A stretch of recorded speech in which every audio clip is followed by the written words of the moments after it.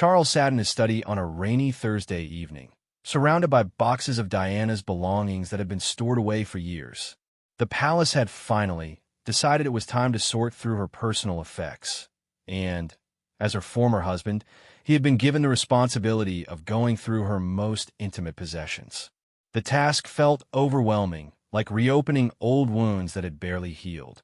He picked up a small wooden jewelry box, its surface worn smooth by Diana's touch. Inside, beneath layers of tissue paper, he found rings, necklaces, and small trinkets that held memories of happier times. At the bottom of the box, his fingers brushed against something unexpected, a small, leather-bound book with a tiny brass lock. Charles recognized it immediately. It was Diana's diary, the one she had kept throughout their marriage.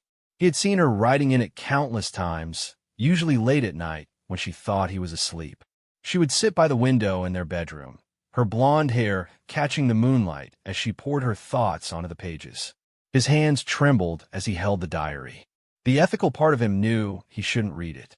These were Diana's private thoughts, never meant for his eyes. But another part of him, the part that had spent years wondering what had gone wrong between them, desperately wanted to understand her perspective. The lock had broken years ago, leaving the diary slightly open.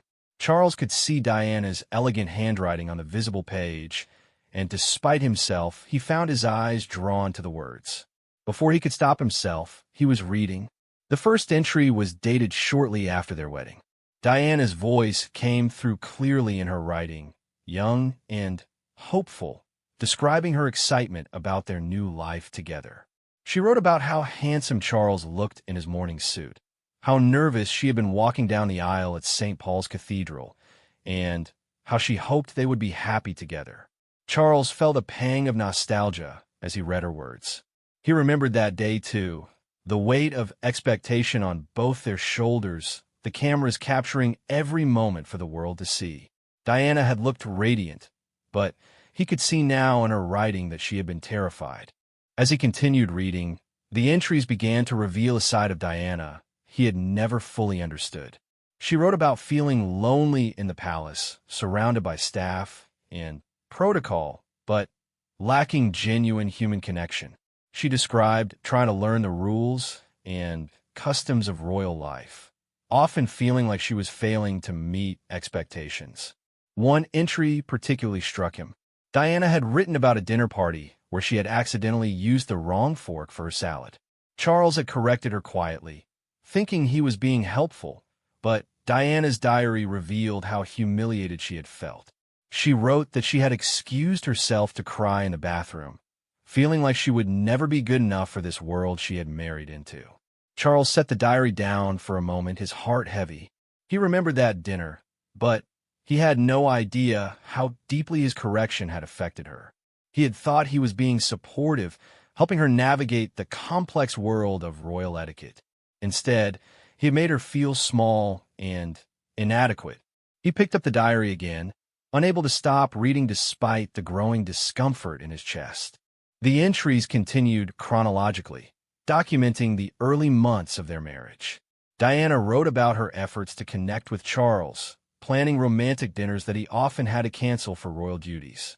She described waiting for him to come home, only to have him arrive exhausted and distracted.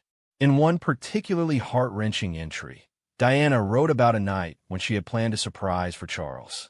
She had dismissed the staff early, cooked his favorite meal herself, and decorated their private dining room with candles and flowers. Charles had come home 3 hours late from a meeting, too tired to appreciate the gesture. Diana wrote that she had eaten alone and cried herself to sleep. Charles remembered that night. He had been dealing with a crisis involving one of his charities and had completely forgotten about dinner. We came home to find Diana upset. He had assumed she was being dramatic. Reading her perspective now, he realized how callous he must have seemed. The diary entries began to show Diana's growing isolation. She wrote about trying to make friends among the other royals and aristocrats, but feeling like an outsider. They had grown up in this world. She was still learning the unwritten rules. Every mistake felt magnified, every social misstep a source of shame. Diana also wrote about her relationship with the press. At first, she had been excited by the attention, feeling like a real-life princess. But as the scrutiny intensified, she began to feel trapped. She described feeling like she was constantly performing, never able to be herself. The cameras followed her everywhere, and she felt like she was losing her identity. One entry described a particularly difficult day when Diana had been photographed crying after a difficult meeting with Charles's private secretary. The papers had speculated about problems in their marriage, which at the time Charles had dismissed as tabloid nonsense. But Diana's diary revealed that she had indeed been struggling, feeling overwhelmed by her duties and unsupported by those around her. Charles realized that while he had been focused on protecting the institution of the monarchy, he had failed to protect Diana. He had assumed she would adapt to royal life as he had, but she hadn't been born into it. She needed guidance, patience, and understanding, not criticism and correction. The diary also revealed Diana's growing awareness of Charles's feelings for Camilla. Diana wrote about noticing the way Charles spoke about Camilla, the frequency of their phone calls, and the distant look in Charles's eyes when he thought no one was watching. She didn't accuse or blame in these entries. Instead, she wrote with the pain of someone trying to understand why she wasn't enough. Charles felt sick as he read these passages. He had thought he had been discreet about his relationship with Camilla, but Diana had seen through his efforts to hide his feelings. Worse, she had blamed herself, wondering what she could do differently to win her husband's love. One entry particularly devastated Charles. Diana had written about a conversation with a palace counselor who had suggested that she try harder to be the kind of woman Charles wanted. Diana had taken this advice to heart, changing her wardrobe, her interests, and even her personality in an attempt to please him. She wrote about feeling like she was disappearing, becoming someone she didn't recognize. Charles set the diary down again, his vision blurred by tears. He had never asked Diana to change herself. He had never even realized she was trying to. He had been so focused on his duty, his responsibilities, and his complicated feelings about his situation that he had been blind to his young wife's struggles. The physical weight of the diary felt enormous in his hands as he prepared to continue reading.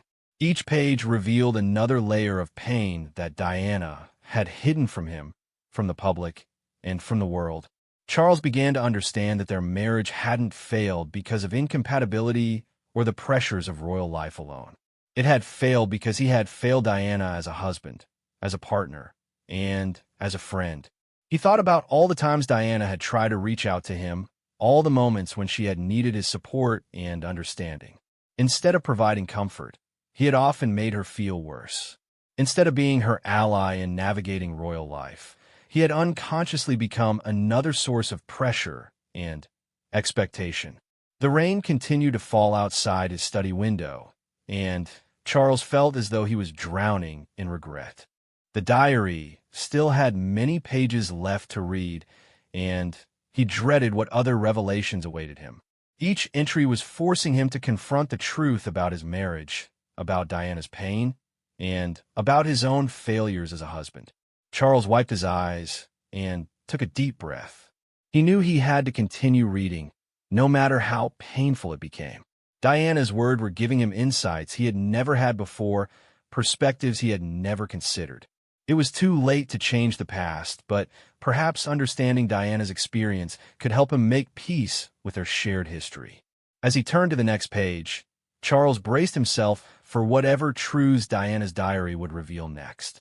Her handwriting seemed to blur through his tears, but her voice came through clearly, honest, and vulnerable in a way she had never been able to be with him in life. Charles continued reading through Diana's diary as the night grew darker around him. The entries from their second year of marriage painted an even more troubling picture. Diana's handwriting had changed, becoming more hurried and sometimes shaky, as if she had been writing through tears. In one entry, Diana described a formal state dinner where she had felt completely lost among the conversation of world leaders and diplomats. Charles had been seated at the opposite end of the long table, engaged in deep political discussions.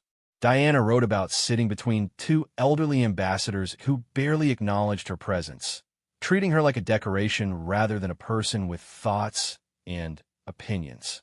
She had tried to contribute to the conversation about international relations, having studied the briefing papers carefully. But when she offered her perspective, one of the ambassadors had smiled condescendingly and changed the subject. Diana wrote that she spent the rest of the evening in silence, feeling invisible and worthless. Charles remembered that dinner differently. He had thought Diana looked beautiful and had assumed she was enjoying herself. He had been proud to see her at such an important event, but he had never considered how isolating the experience might have been for her. Reading her account now, he realized she had needed his support, perhaps just a reassuring glance or a moment of inclusion in the conversations around him. The diary revealed that Diana had begun to experience what she described as dark days. She wrote about waking up feeling heavy and sad for no apparent reason.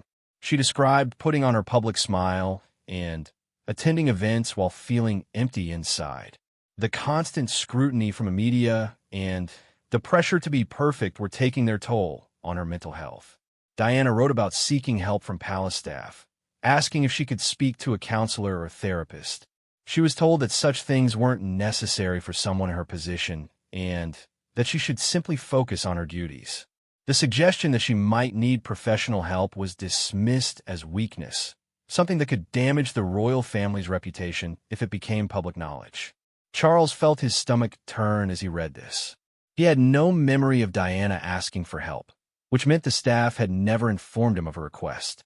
How many other cries for help had been silenced or ignored by well-meaning, but misguided palace protocols? One particularly devastating entry described Diana's first panic attack. She had been getting ready for a public appearance when suddenly she couldn't breathe. Her heart was racing, her hands were shaking, and she felt like she was dying. The diary described how terrified she had been, not understanding what was happening to her body. Diana wrote that she had called for Charles, but he had already left for his own engagement. The staff had assumed she was simply nervous and encouraged her to pull herself together. She had attended the event despite feeling awful, smiling and waving while feeling like she might collapse at any moment. Charles remembered coming home that day to find Diana quiet and withdrawn. When he asked if she was feeling well, she had said she was just tired. He had accepted this explanation without further question, but now he understood that she had been suffering and had felt unable to tell him the truth. The diary entries revealed that Diana's panic attacks became more frequent. She began to dread public appearances, not because she didn't want to help the causes she supported, but because she feared having another attack in public. She developed elaborate strategies for managing her anxiety, including breathing exercises she taught herself and ways to excuse herself if she felt an attack coming on. Diana also wrote about her struggles with the constant media attention. She described feeling like she was living in a fishbowl, with every outfit, every expression, and every gesture analyzed and criticized. The press had nicknamed her the People's Princess, but Diana wrote that she often felt more like a prisoner than a princess. One entry described a shopping trip that had gone wrong. Diana had wanted to buy a simple dress for a charity event, but photographers had followed her into the store. Other customers had stared and whispered, making her feel like an animal in a zoo. She wrote that she had left without buying anything and cried in the car on the way home. Charles had heard about this incident from his security team, who had reported it as a minor breach of protocol. He had been annoyed that Diana hadn't followed proper procedures for public appearances, but he had never considered how traumatic the experience had been for her. The diary also revealed Diana's growing awareness of the differences between her background and Charles's. She wrote about feeling inadequate when Charles discussed art, history, or literature with his friends. She had left school young and felt that her education was lacking compared to his extensive knowledge and the intellectual conversations that surrounded royal life. Diana described trying to educate herself, reading books late into the night, and taking private lessons in art history and classical music. She wanted to be able to contribute meaningfully to Charles's world, but she often felt like she was pretending to be someone she wasn't. Charles was shocked to read this. He had never thought Diana was uneducated or inadequate. In fact, he had been impressed by her natural intelligence and her genuine care for people. But he realized now that his casual references to books, paintings, or historical events that he took for granted had made Diana feel excluded and inferior. The entries began to reveal Diana's growing connection with her charitable work. She wrote about visiting hospitals and meeting children with serious illnesses.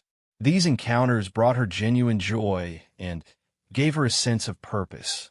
She felt like she was making a real difference in people's lives, something that contrasted sharply with the meaningless protocol of many royal duties. Diana wrote passionately about wanting to use her position to help people who were suffering. She had ideas for new initiatives and wanted to speak out about issues that mattered to her. But she was often told that her role was to support existing charities, not to create new ones or to take controversial positions. One entry described a meeting where Diana had proposed visiting AIDS patients at a time when the disease was heavily stigmatized. Palace advisors had been horrified by the suggestion, worried about the public relations implications. Diana wrote about feeling frustrated that her desire to help people was being constrained by fears about image and protocol. Charles remembered the AIDS controversy. He had been concerned about the potential backlash, but reading Diana's diary, he could see how passionate she had been about the cause. Her eventual decision to go ahead with AIDS-related charity work had been groundbreaking, but he now understood how much opposition she had faced internally. The diary also revealed Diana's loneliness within their marriage. She wrote about long evenings alone while Charles attended meetings or worked on his correspondence. She described trying to interest him in activities they could do together, but he was often too busy or too tired. Their conversations had become limited to schedules and obligations rather than personal thoughts and feelings. Diana wrote about lying in bed next to Charles, feeling like they were strangers.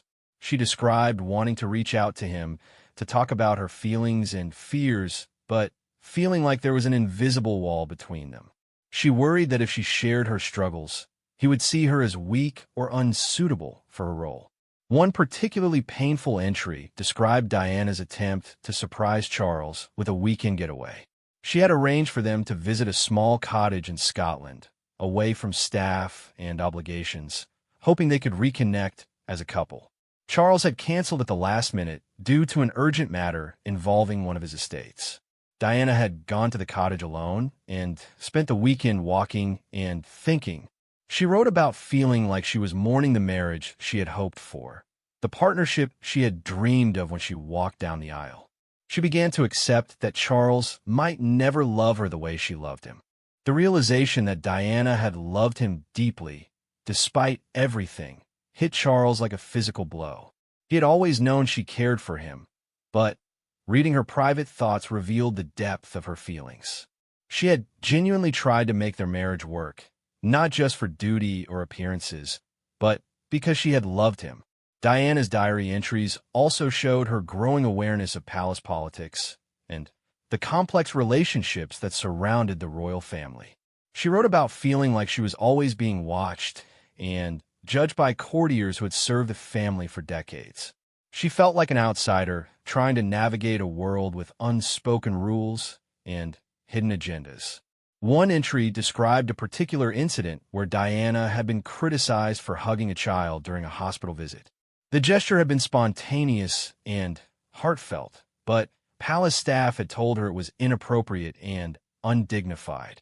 Diana wrote about feeling frustrated that her natural instincts to comfort people were being suppressed by rigid protocol. Charles now understood how revolutionary Diana's approach to royal duty had been. Her willingness to show emotion and make physical contact with the people she met had seemed natural to him at the time, but reading her diary, he could see how much courage it had taken to break from tradition. The entries began to show Diana's growing independence and determination to find her own path. She wrote about studying the charitable causes that mattered to her and developing her own understanding of complex social issues. She was becoming more confident in her public role, even as her private life remained troubled. Diana described meetings with experts on homelessness, mental health, and domestic violence. She was educating herself about issues that the royal family had traditionally avoided, preparing to use her platform in ways that would make a real difference. Her passion for helping others was becoming stronger than her fear of criticism. As Charles read these later entries, he began to see the woman Diana was becoming stronger, more independent, and more determined to use her position meaningfully. But he also saw the cost of this growth, the pain and isolation she had endured to reach this point. The diary revealed that Diana had begun to see a future for herself that didn't depend entirely on her marriage or her royal title. She was discovering her own identity and her own purpose separate from the role she had been expected to play. This realization would prove to be both liberating and terrifying for her. Charles closed the diary for the night, overwhelmed by what he had read. Diana's words had revealed a complex, intelligent, and deeply feeling woman who had struggled to find her place in a world that had tried to mold her into someone else. He was beginning to understand that their marriage had failed not because Diana was inadequate, but because he had failed to see and support the remarkable person she truly was. Charles returned to Diana's diary the next evening, dreading what he might discover in the later entries.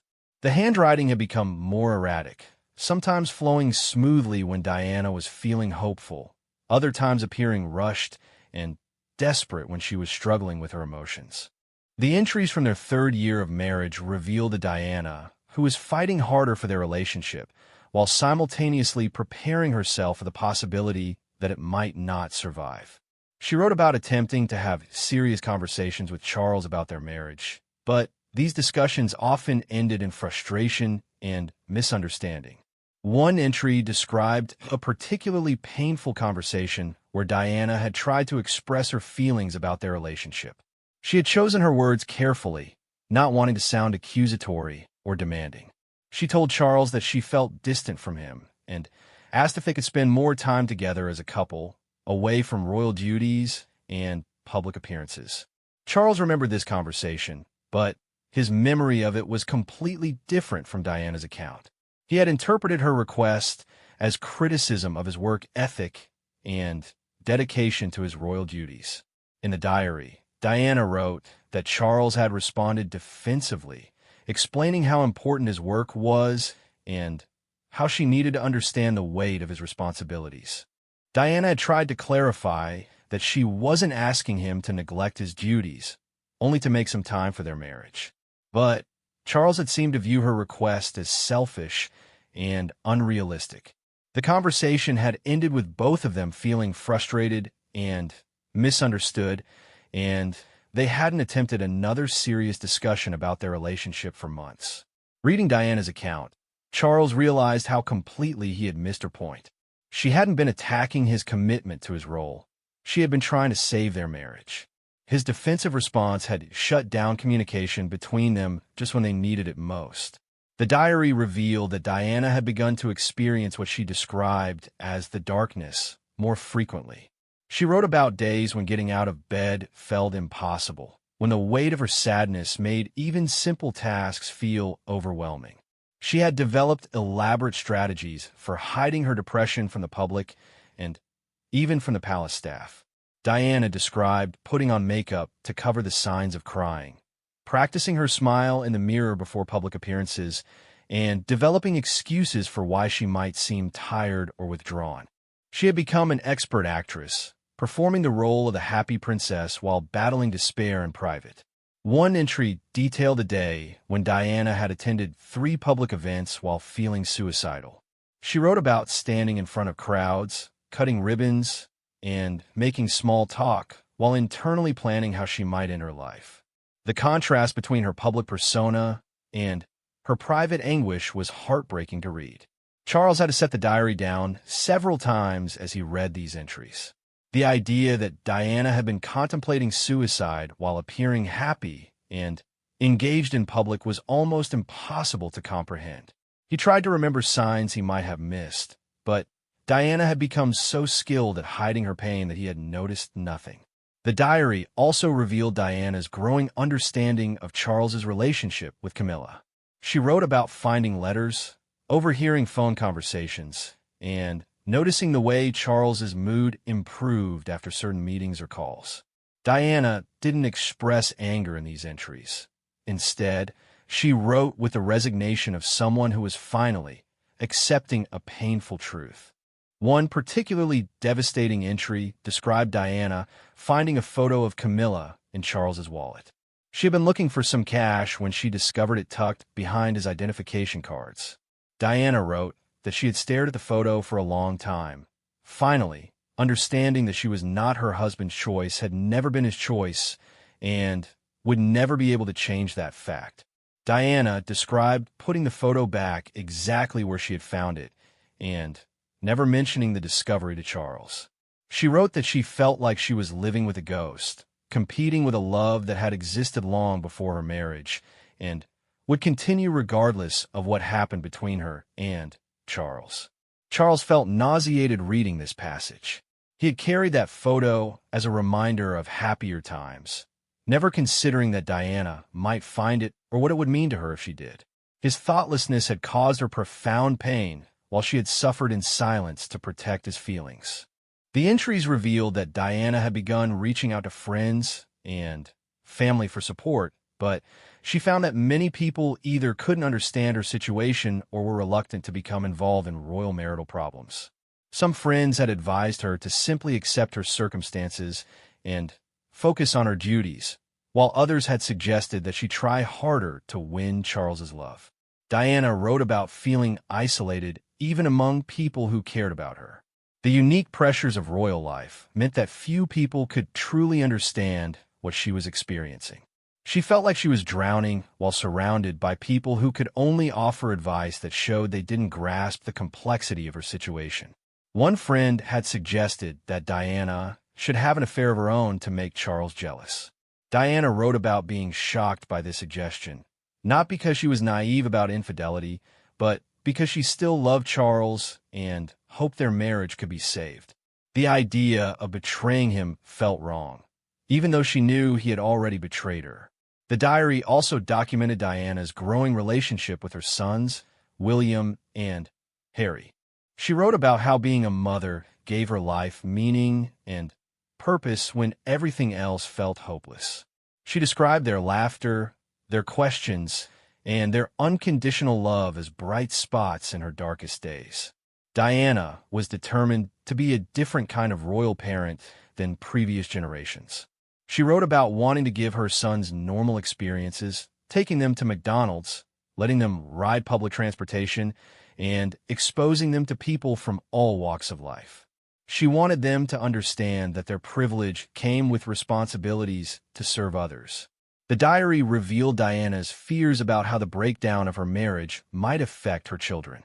She wrote about trying to shield them from the tension between their parents while still wanting to be honest about her emotions.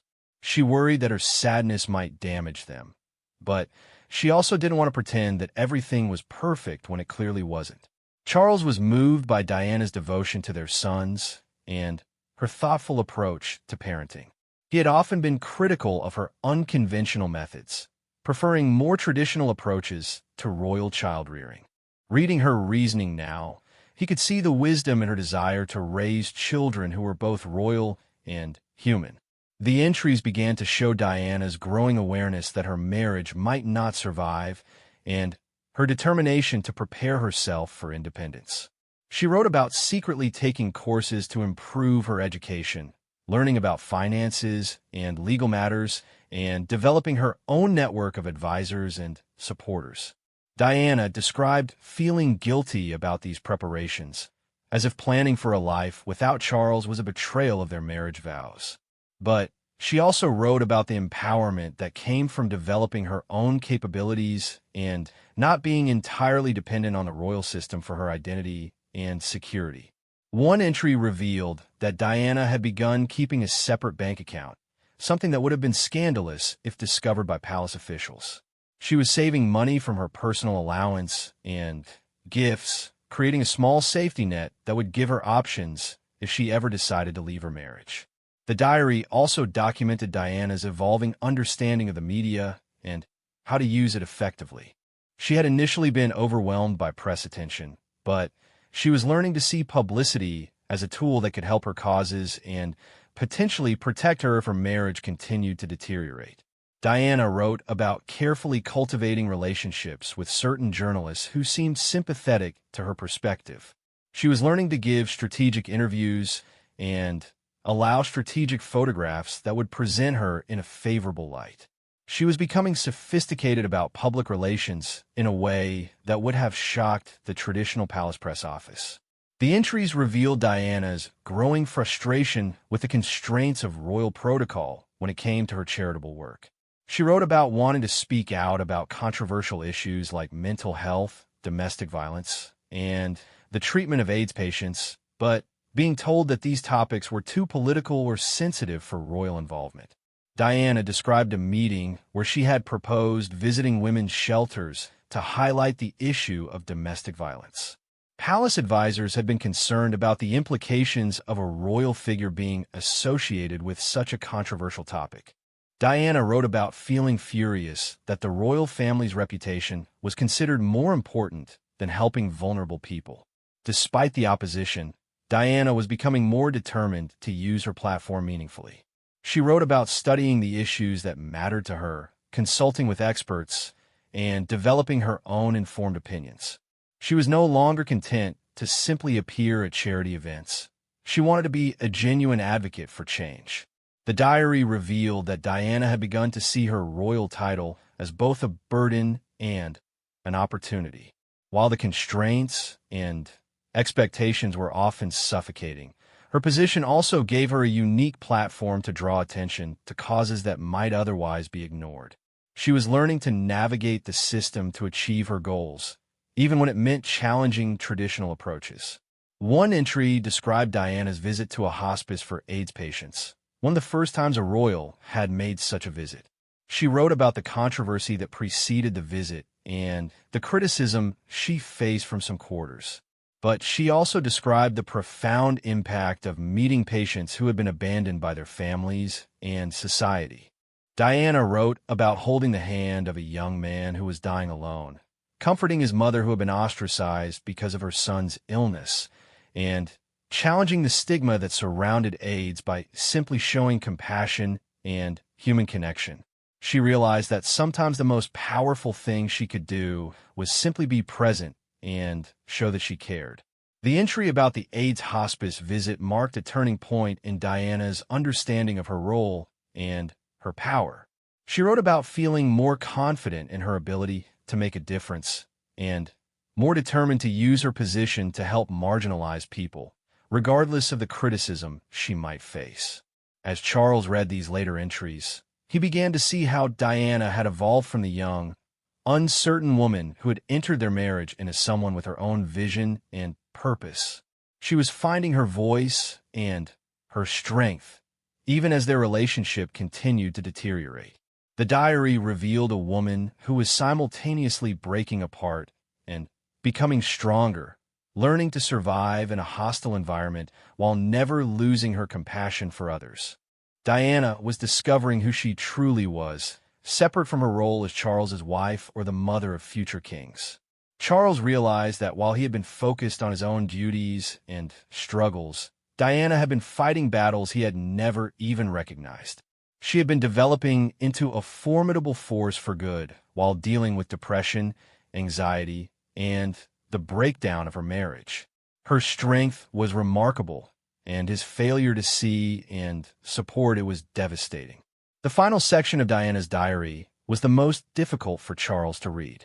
These entries, written in the months before their separation became public knowledge, revealed a woman who had accepted the end of her marriage, but was determined to rebuild her life on her own terms.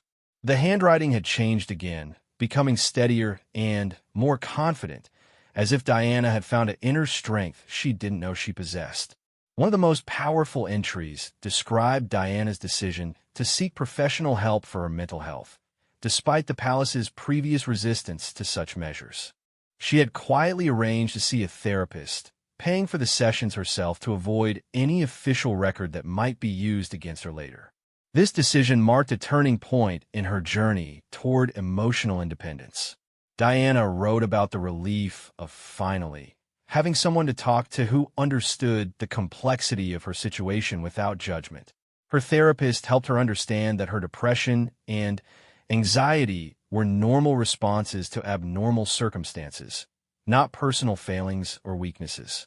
This revelation was transformative for Diana, who had spent years blaming herself for her inability to cope with royal life.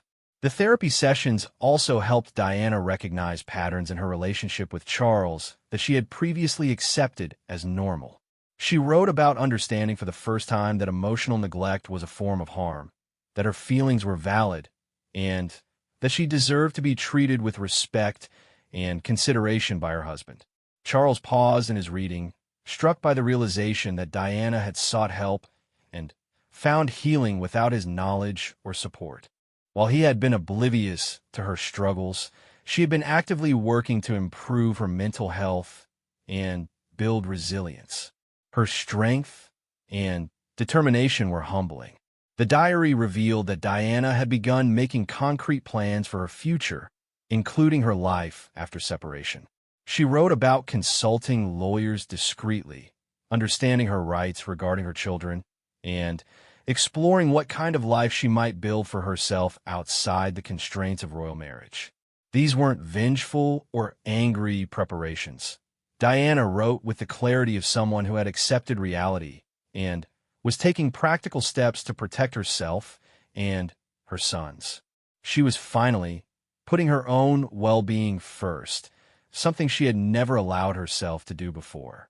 One entry described Diana's growing confidence in her public appearances and charitable work. She had learned to trust her instincts about what causes to support and how to connect with people authentically. She was no longer seeking approval from palace advisors for every decision. Instead, she was making choices based on her own values and judgment. Diana wrote about a visit to a children's hospital where she had ignored protocol and spent hours with patients sitting on beds, playing games, and bringing comfort to sick children and their families. The press coverage had been overwhelmingly positive, but more importantly, Diana had felt genuinely useful and fulfilled. The entry revealed that Diana was beginning to see her unconventional approach to royal duty as a strength rather than a failure to meet expectations. She was pioneering a new kind of royal engagement, one that prioritized human connection over formal protocol. This realization gave her confidence to continue challenging traditional approaches. Charles found himself feeling proud of Diana's evolution, even as he grieved for their failed marriage. She had found her own path and was using her position to make a real difference in people's lives. Her instincts about how to connect with the public had been proven right, even when his advisors had criticized her methods. The diary also documented Diana's complicated feelings about Charles and their relationship. Despite everything, she wrote that she didn't hate him. She had come to understand that their marriage had been doomed from the beginning, not because either of them was fundamentally flawed, but because Charles had never been free to choose his own path in love. Diana wrote about feeling sorry for Charles, trapped by duty and expectation just as she had been, but in different ways. She recognized that his love for Camilla wasn't a reflection of her inadequacy, but a reminder that matters of the heart couldn't be controlled by protocol or public expectation. This perspective shocked Charles. He had expected to find anger and resentment in Diana's private thoughts, but instead, he found compassion and understanding. Even after all the pain and disappointment, Diana had found it in her heart to see his situation with empathy. One of the most moving entries described Diana's hopes for her sons' futures. She wrote about wanting William and Harry to understand that their royal duties didn't have to consume their humanity. She hoped they would learn to use their positions to help others while also finding personal happiness and authentic relationships. Diana was determined to raise sons who would be both effective rulers and good men. She wrote about teaching them empathy by exposing them to different kinds of people and situations, helping them understand that their privilege came with responsibilities to serve those less fortunate. The diary revealed Diana's fears about how the breakdown of her marriage might affect public perception of the monarchy.